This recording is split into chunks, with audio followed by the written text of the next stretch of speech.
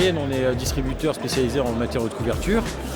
Aujourd'hui, Asturienne, c'est 62 agences avec des ateliers de façonnage, à peu près 550 collaborateurs. Aujourd'hui, nos enjeux, c'est aussi de s'adapter aux nouvelles demandes du marché. C'est-à-dire qu'historiquement, on distribue tous les matériaux de couverture un peu traditionnels, le zinc, la tuile, l'ardoise, les fenêtres de toit. Mais aujourd'hui, avec les mouvements environnementaux, on se doit de répondre aux attentes des clients finaux, à savoir avoir une isolation plus performante sur le toit. Aujourd'hui, 30% des déperditions thermiques se font par la toiture. Donc l'idée, c'est d'apporter des matériaux un peu plus innovants, un peu plus porteurs, des solutions complètes pour permettre à nos couvreurs de bien isoler et d'étanchéifier les toitures.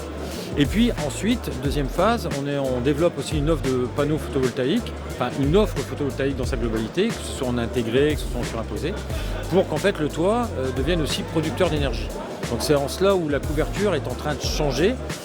D'ailleurs, c'est ce qu'on transmet aussi, on a lancé il y a 2 ans l'école du toit, où en fait on s'est rapproché de CFA pour mettre en relation des jeunes de 18 à 30 ans qui se recherchent un peu à se réorienter.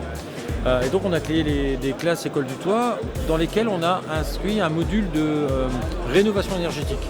Et donc en fait on apprend à ces apprentis couvreurs ce que c'est qu'une isolation, un lambda, comment bien isoler ma toiture et puis les bases du photovoltaïque.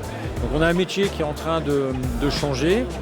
Ce que j'ai un peu envie de dire, c'est qu'avant, être couvreur, c'était jeter de la tuile ou jeter de l'ardoise.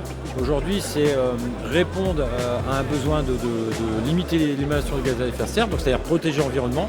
Et en plus, c'est apporter des toitures productrices d'énergie. Donc c'est une toute autre histoire, et c'est en cela que le métier a évolué ces derniers temps.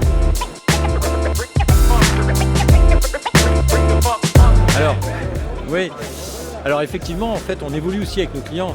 Dans le passé, on avait une population de couvreurs, zingueurs, plombiers, chauffagistes, enfin voilà. Ensuite, les métiers sont scindés. Et effectivement, aujourd'hui, je l'ai dit, Asturienne a 15 ateliers de façonnage.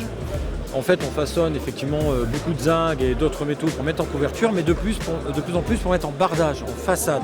Donc on est capable de façonner des cassettes, des bandes à joints, enfin voilà. Donc on habille aussi le bardage parce que l'isolation se fait aussi, ce qu'on appelle la 5e façade, le mur. Et donc on a aussi des solutions. Après, c'est le couvreur qui commence à descendre, mais par nature, au départ, notre clientèle n'était pas prévue à ça. Mais on est en train aussi d'évoluer là-dedans et on propose en fait des alternatives aussi pour les murs.